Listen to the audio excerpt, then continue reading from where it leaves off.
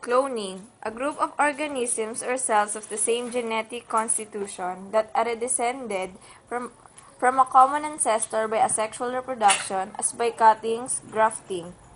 Also called gene clone, a segment of DNA that has been isolated and replicated by laboratory manipulation, used to analyze genes and manufacture their proteins. Cloning is the process of making a genetically identical organism through non-sexual means.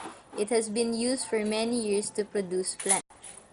On January 8, 2001, scientists at Advanced Cell Technology Incorporation announced the birth of the first clone of an endangered animal, a baby bulgar, named Noah.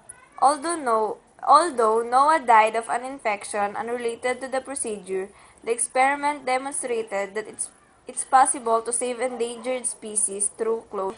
Animal cloning has been the subject of scientific experiments for years, but garnered little attention until the birth of the first cloned mammal in 1996, a sheep named Dolly. Since Dolly, several scientists have cloned other animals, including cows and mice. The recent success in cloning animals has sparked fierce debates among the scientists, politicians, and the general public about the use and morality of cloning plants, animals, and possibly humans. Human cloning is the creation of genetically identical copy of an existing or previously existing human being or growing clone tissue from that individual. The term is generally used to refer to artificial human cloning. Human clones in the form of identical twins are commonplace, with the cloning occurring during the natural process of reproduction. Although genes are recognized as influencing behavior and cognition, genetically identical does not mean altogether identical. Almost no one would deny that identical twins, despite being natural human clones with identical DNA, are separate people with separate experience and not altogether overlapping personality. However undramatic it may sound, the relationship between an original and a clone is rather like that between identical twins raised apart. They share all the same DNA but little of all the same environment. Clones are organisms that are exact genetic copies. Every single bit of their DNA is identical. Clones can happen naturally. Identical twins are just one of many examples, or they can be made in the lab. Cloning is a process used to create an expert copy of a mammal by using the complete genetic materials of a regular body cell. These steps describe the basic process used to clone. Dolly the sheep. This was the first successful cloning of a mammal. Isolate donor nucleus. Isolate the nucleus from a somatic cell of an adult donor sheep. The nucleus contains the complete genetic material of the organism.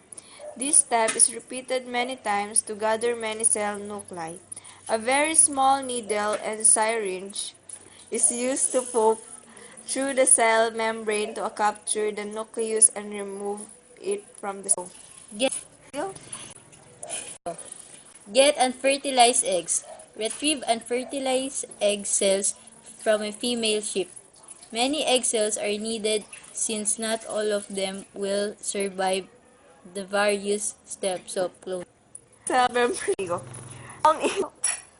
Remove the egg's nucleus.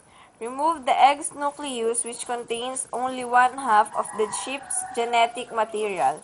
A very small needle and syringe is used to poke through the cell membrane to capture the nucleus and remove it from the cell.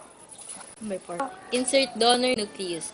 Insert the nucleus with its complete genetic material isolated from the donor mammal in step 1 into the egg cell that has no nuclear material. The egg's genetic material now contains all traits from that donor adult.